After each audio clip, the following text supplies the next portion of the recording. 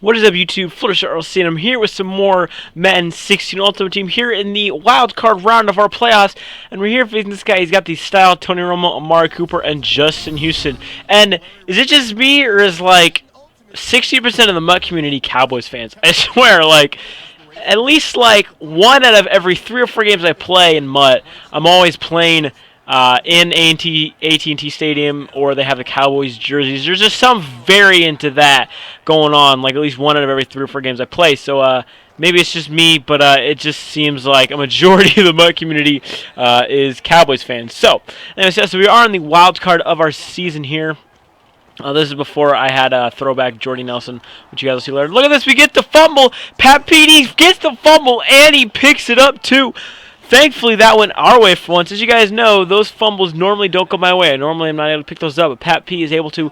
So we got the ball, and look at Andre Ellington on the toss. We're going to just showboat into the end zone for the touchdown and give ourselves an early lead. And speaking of the Cowboys, who watched that Monday night game? Oh my! It was pretty boring for about 58 minutes as we get the pick there with, I believe, George Aloka. But yeah, that game was boring for about 58 minutes, and then all of a sudden it became like the most exciting game ever. And look at this. That's like the most OP stiff arm ever. I guess stiff arms are that OP. Like that's like, you saw it right there, guys. Stiff arms are the most OP thing in the game. He like carried him like 15 yards into the end zone. Like I was saying at the Monday night game. Yeah, that game was boring for about 58 minutes. The last 2 minutes of that game was just absolutely incredibly unbelievable. Cowboys won, and because I guess aspire to be a sports journalist. So as much as I hate the Cowboys, I just love good sports stories. And right now, that's kind of a good sports story. And right here, I don't know, somehow, some way, Pat Pete actually ends up with that interception. Don't ask me how, because I can't tell you. But still, we get that pick, and then we're going to lob it up to Amari Cooper. This is why Amari Cooper is amazing. He goes up and brings it in for the catch and gives us a fresh set of downs down deep in his side of the field. But this guy jumps my screen pass with number 54. I'm not quite sure who that is, but he's going to take this one all the way to the house. Who the hell is he? He just, GG to him for, getting that screen pass, but damn, who is that? And he ran faster than Jonathan Stewart. So, kind of weird. This guy wasn't very good on offense, but he knew how to jump screens. I wish I knew how to jump screens like that. Like, I can jump screens, but I can't get that, like, pick six kind of magic out of it. Pretty much if someone jumps the screen and they get a pick, it's pretty much going to be a pick six almost every time. And again, look at Amari Cooper. This is why Amari Cooper is, like, the best card, like, in the game. Well, not really, but this is why he's so amazing. He's very cheap. And then look at this. As Jameis Winston fumbles the ball, we give the ball right back to him. So suddenly, we go from having a 14-point lead to possibly him tying up the game. Again, luckily, we do get ball at half, which is, of course, going to help us immensely. He's going to just fire over across the middle for a first down. I believe that one was to Amari Cooper as well. So he gets the first set of downs. We're getting close to the 2-minute warning here. He's going to go the screen pass to Jamal Charles, but we got that covered up.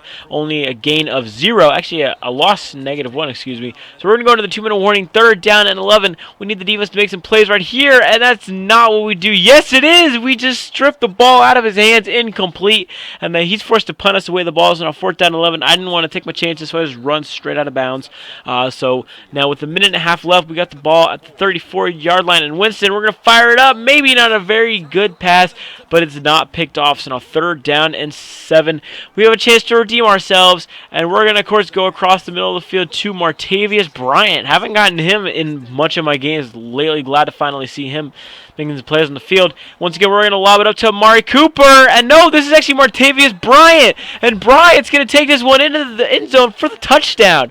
Wow, what an amazing play. I can't believe that he actually made that catch and he was able to, get it for 6. So, great play by Martavius Bryant. I've been waiting for him to make some plays like that. He hasn't really done it, but luckily he did right there. And so we go up 21-7, almost going into halftime.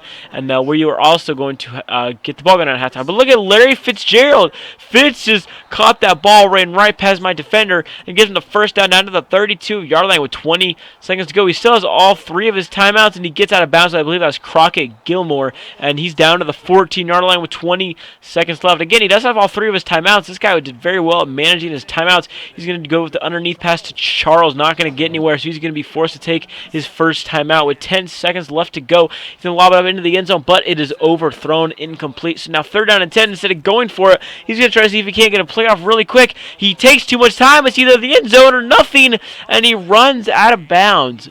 Not quite sure what the strategy was there. Then he comes out an onside kick, of course, but not quite sure what the strategy there was. But hey, I'm not going to complain, man. I'll take it. So we got the ball back now out at half, and since we got the lead, and I feel pretty comfortable in this game. Not only do we have a better team than him, I also feel like we're kind of just being a better play caller than him. So, I'm feeling very, very confident in this game. I'm feeling confident in my playoff run in general. So hopefully we can keep it going. 3rd down and 5 for Winston. Looking out the pocket, we find Des Bryant. And Des Bryant in a Chiefs jersey is going to throw up the X against his former team. Well, I shouldn't say former, but you get the point. That was so kind of cool, man. Against the Cowboys in the Cowboys Stadium, we got Des Bryant throwing up the X for the Chiefs. Like, that's just, that's just pretty funny. So we go up 28-7 now, and look at this pass to Jamal Charles out the backfield. Jamal Charles putting on the juke moves. Jamal Charles down to the 30-yard line. A huge play for him. That's what he needed. He still has a chance in this game, believe it or not. Okay, because I suck at the game, he has a good chance, and scoring right there on that play with, I believe, Allen Hurns is huge for him as well, making it once again just a 2-possession game with plenty of time left to go in the game. All this dude needs is just 2 stops and boom, tie game. So we just, again, we got to just keep running the rock, hold on to the ball, don't turn over. As long as we keep scoring, everything will be fine. Let's try to take this into the 4th quarter with the lead. But Chris Ivory's going to get stuffed right there. So now 3rd down and 4, we got to pick up the first. That's exactly what we do to Larry Donnell. Haven't gotten him much involved in this game yet, unfortunately. So, 2nd down and 5, we got Cooper down the field. Amari Cooper, 95 speed, burns the coverage. He's going to fly into the end zone for the touchdown. It is just so difficult to cover Amari Cooper, and his 91 overall card is absolutely insane. And there's no way that that's a catch. But no, ladies and gentlemen, that is a catch. That is legitimately a catch. But he tries to lob it up again, incomplete. Again, this dude, he still has a bit of a chance, but he's going to need a lot of miracles to go his way. And he's going to have a lot of stuff happen if he wants a chance to win this game. 3rd down and 8. The defense has been great so far. And this one going to be picked off by Patrick Peterson. And remember when I said he's going to need some miracles to win this game? Well, me lagging out of the game is the miracle that he needed. So, yep, we take the loss. I'll see you guys in the next one, Fluttershy. Peace out, and have a great day.